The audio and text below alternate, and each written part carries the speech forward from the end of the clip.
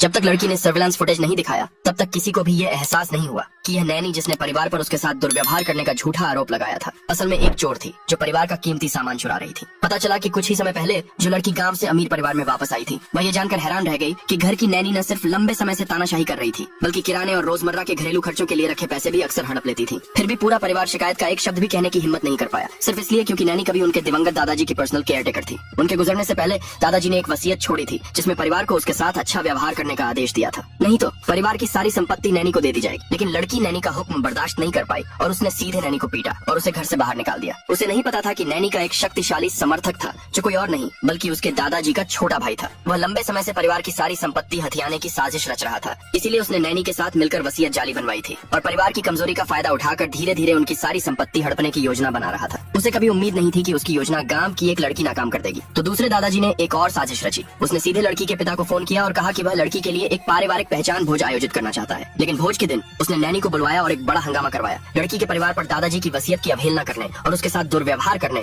और उसे घर से बाहर निकालने का झूठा आरोप लगाया। नैनी ने तो यह भी दावा किया कि लड़की का परिवार पहचान भोज सिर्फ दिखावा करने और लोगों की सहानुभूति पाने के लिए कर रहा था। आखिर उन्होंने इतने सालों तक अपनी खोई हुई बेटी को ढूंढने की जहमत क्यों नहीं उठाई और दादाजी के गुजरने के तुरंत बाद उसे अचानक वापस क्यों ले आए? ये सुनकर भीड़ में कानाफूसी और फुसफुसाहट शुरू हो गई। लड़की के डरपोक माता पिता यह देखकर हैरान रह गए कि क्या करें। हालांकि लड़की फिर से आगे बढ़ी और कहा कि वह इतने समय से नैनी को ढूंढ रही थी ताकि वह परिवार से चुराए गए पैसे का मुआवजा दे। उसने कभी नहीं सोचा था कि नैनी खुद ही जाल में फंस जाएगी। जब नैनी ने यह सुना तो वह तुरंत थोड़ी घबरा गई। दूसरे दादाजी से इशारा मिलने के बाद ही उसने हिम्मत जुटाकर हंगामा करना शुरू कर दिया। लड़की को देहाती कहकर उस पर झूठे आरोप लगाने लगी। लेकिन अगले ही पल लड़की के गोद लिए हुए माता पिता गांव से अचानक आ गए और नैनी को अपनी बेटी को देहाती कहने की हिम्मत करने पर गुस्से से डांटा। उसकी गोद ली हुई माँ ने तो नैनी को जोर से जमीन पर थप्पड़ भी मारा। ये देखकर नैनी ने बेशर्मी से काम लिया और लड़की के पूरे परिवार को अनपढ़ गांव वाले कहकर बेइज्जत किया। लेकिन किसी तेज नजर वाले ने पहचान लिया कि लड़की के गोद लिए हुए पिता एक जाने माने यूनिवर्सिटी प्रोफेसर थे जिनकी पूरे देश में बहुत इज्जत थी। उसी पल गोद लिए हुए पिता ने डोनेशन रिकॉर्ड की एक लंबी लिस्ट निकाली और बताया कि ये लड़की के असली माता पिता के सालों के चैरिटी के कामों के रिकॉर्ड है।